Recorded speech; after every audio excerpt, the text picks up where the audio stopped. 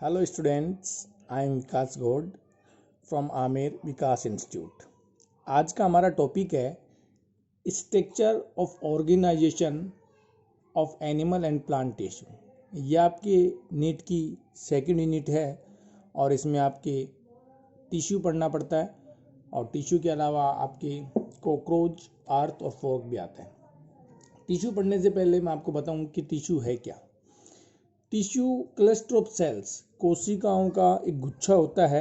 उस गुच्छे में जिन कोशिकाओं का गुच्छा होता है उनकी उत्पत्ति, संरचना एवं क्रियात्मक, आप कह सकते हैं कि उनकी ओरिजिन, स्ट्रक्चर एंड फंक्शनल की जो यूनिट है वो समान होनी चाहिए, इक्वल होनी चाहिए। उनको आप उत्तक कह सकते हैं। उत्तक का क्या काम है, कैसे हमारी बॉडी में वर्क करता है, तो उसके लिए समझने की आप समझिए कि हमारी जो बॉडी फॉर्मेशन होती है वो सबसे पहले सेल से मिलकर बनी होती है। जो आप स्पर्म और ओवम समझते हैं ये सेल होती है। ये सेल आपस में फ्यूज होती हैं। फ्यूज होने के बाद इनका नंबर इंक्रीज होता है और फिर ये सेल से क्लस्टर यानी गुच्छा बनाती हैं और उसे आप टिश्यू कहते हैं।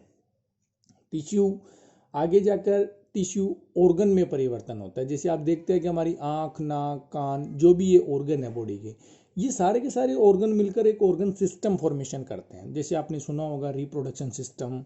रिप्रोडक्शन सिस्टम में आप फीमेल रिप्रोडक्शन और मेल रिप्रोडक्शन सिस्टम समझते हैं।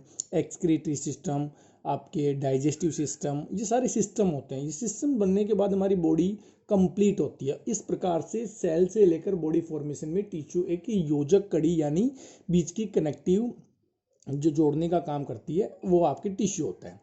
अब टिश्यू, एनिमल और प्लांट टिश्यू आप समझते हैं। तो एनिमल टिश्यू में जो शब्द है सबसे पहले वो देने वाले एक साइंटिस्ट है जिनका नाम है बाइकोट। बाइकोट एक जूलॉजिस्ट थे, इसलिए बाइकोट में जो एनिमल टिश्यू देने वाले साइंटिस्ट है इन्हें फादर ऑफ हिस्टोलॉजी यानी आप उत्तक विज्ञान के जनक भी किसे कह सकते हैं, बाइकोट को। इसके बाद में प्लांट टिश्यू की बात करूं तो प्लांट टिश्यू देने वाले एक साइंटिस्ट है जिनका नाम है एन ग्र्यू। अब ये एन ग्र्यू और बाइकोट दोनों ने अलग अलग टिश्यू बताया, लेकिन इन दोनों ही टिश्यू की एक पर्सनल साइंस की एक ब्रांच है, उसमें स्टडी होती है, उसे कहा जाता है हिस्टोलॉजी यानी उत्तक विज्ञान।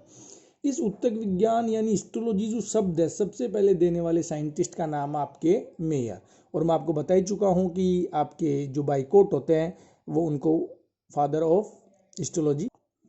अब इसके बाद में आप देखते हैं कि जो एनिमल टिश्यू है उसकी डिटेल। एनिमल टिश्यू को क्या आता है कि स्ट्रक्चर एंड फंक्शनल के आधार पर इसको 4 टाइप्स में डिवाइड किया गया। ये जो एनिमल टिश्यू होते हैं स्ट्रक्चरल एंड फंक्शनल के आधार पर 4 भागों में बांटा गया। सबसे पहले एपिथेलियम, सेकंड नंबर पे कनेक्टिव टिश्यू, थर्ड नंबर पे आपके मस्कुलर टिश्यू और फोर्थ नंबर पे आपके नर्वस सिस्टम। ये सारे के सारे जो टिश्यू हैं हमारी बॉडी के अंदर प्रेजेंस होते हैं। तो सबसे पहले आप पढ़ेंगे एपिथेलियम टिश्यू। एपिथेलियम टिश्यू का क्या है, it is covering and protection tissue. इस टिश्यू को एक सुरक्षा वाला टिश्यू बताया गया है जो हमारी बॉडी में जितना भी लिक्विड या प्रोटोप्लाज्म या साइटोप्लाज्म होता है उसको कवरिंग करके रखता है। ऐसे समझिए हमारी जो स्किन होती है इसमें एपिथेलियम टिश्यू होते हैं क्योंकि सबसे अपर लाइक स्ट्रक्चर है और हमारी पूरी बॉडी को ये कवर करके रखती है। तो एपिथेलियम टिश्यू को आप सीधा सीधा कह सकते हैं कि रक्षात्मक आवरण बनाने वाला उत्तक है। कहने का मतलब यह है कि हमारी बॉडी को कवर करके रखने वाला, प्रोटेक्शन प्रोवाइड कराने वाला टिश्यू कौन है, एपिथेलियम टिश्यू। इसके बाद में सेकंड टिश्यू आता है कनेक्टिव टिश्यू। जैसे ही नाम से पता चल रहा है कनेक्टिव यानी जोड़ने का, संयोजी उत्तक कहते हैं। हमारी बॉडी की जो अदर स्ट्रक्चर होती है उनको कनेक्ट करता है। जैसे मान लीजिए आपकी जो बोन्स जो जोड़ने का काम करता है दोनों बोन्स के, या आपकी जो बोन्स होती है उसको जोड़ने में काम करता है, उसको कनेक्टिव टिश्यू कहते हैं। इसके अलावा कनेक्टिव टिश्यू हमारी बॉडी में क्या करता है, ट्रांसपोर्टेट करता है, परिवहन करता है। कई पदार्थ हमारे पदार्थ होते हैं जिसमें कार्बो, आपके ऑक्सीजन होता है, CO2 होता है, विटामिन होते हैं, प्रोटीन होते हैं, इनको क्या करता है, ट्रांसपोर्टेट भी करने का काम करता है। और तीसरी मैं बात करूँ तो आलंबन व सहारा प्रदान, मतलब हमारे को जो मजबूती से यांत्रिक रूप से खड़ा करने का काम करता है उसे कनेक्टिव टिश्यू भी कहा जाता है। यस। इसके बाद में जो तीसरा टिश्यू मैं बात करना चाह रहा हूँ उसको बोलते हैं मस्कुलर टिश्यू। मस्कुलर टिश्यू को आप मसल से ले सकते हैं, इन्हें पेशी उत्तक भी कहते हैं। हमारी बॉडी में बोन्स के अलावा आपने देखा होगी मसल्स होती हैं जो बॉडी को बनाने में काम करते हैं, तो उस मसल्स के अंदर जो टिश्यू पाया जाता है उसको बोला जाता है मस्कुलर टिश्यू।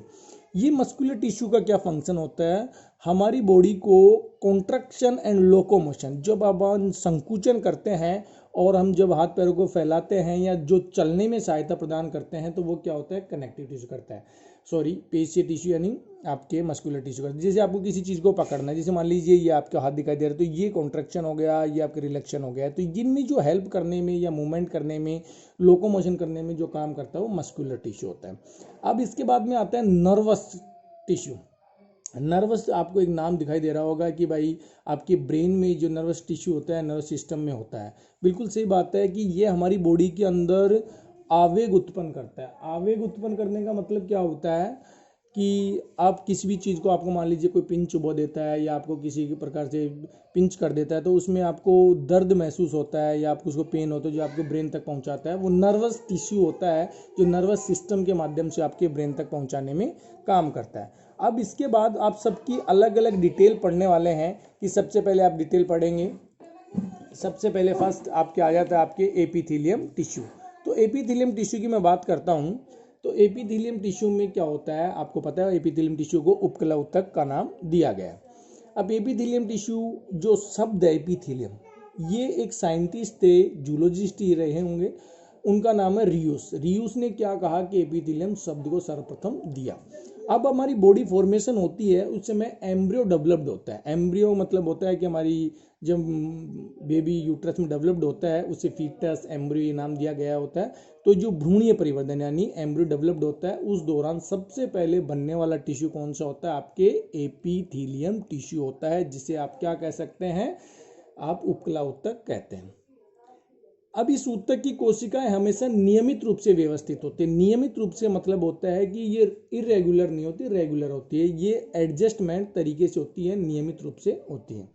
इसके बाद में इस ऊतक में रीजनरेशन की अपार क्षमता होती है। रीजनरेशन एक जो शब्द है, रीजनरेशन यानी पुनरुद्भवन।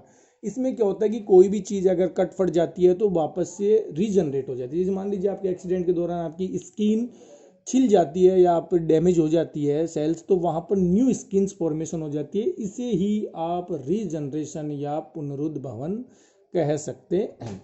अब इसका एक नोट भी दे रखा हूँ मैं कि तंत्रिका ऊतक, मतलब जो आपके टिश्यू में 4th नंबर का नर्वस टिश्यू था, उसमें पुनरुद्भवन की क्षमता नहीं पाई जाती, रीजनरेशन की क्षमता नहीं पाई जाती है। तो आपके 4 टाइप के टिश्यू थे, एपिथेलियम, कनेक्टिव, मस्कुलर और नर्वस। तो नर्वस में बिल्कुल रीजनरेशन कैपेसिटी नहीं पाई जाती है और सबसे ज़्यादा किसमें पाई जाती है, सबसे ज़्यादा आपके एपिथेलियम टिश्यू में पाई जाती है। इसके अलावा एपिथेलियम टिश्यू शरीर के बाह्य, मतलब आपके जितने भी प्रोटेक्शन और जो आपको कवरिंग करने का काम करते हैं वो आपके एपिथेलियम टिश्यू में पहले बता चुका हूँ। तो इसमें साफ लिखा हुआ है कि शरीर के बाह्य आवरण व शरीर के द्रव्य को कवर करता है। जो आपकी बॉडी में प्रोटोप्लाज्म, साइटोप्लाज्म होता है वो लिक्विड हमारी बॉडी से बाहर नहीं आता है। इसका सबसे इम्पोर्टेंट रीजन है कि उसको एपिथेलियम टिश्यू क्या करता है, कवर करके रखता है। एपिथेलियम टिश्यू की अगर मैं और ज़्यादा बात करूँ तो 2 टाइप से मिलकर बना होता है, 2 वर्ड्स होते हैं इसके, एपी प्लस थीलियम। एपी का मतलब होता है आपके अपोन यानी ऊपर, और थीलियम का मतलब होता है ग्रोथ यानी वृद्धि।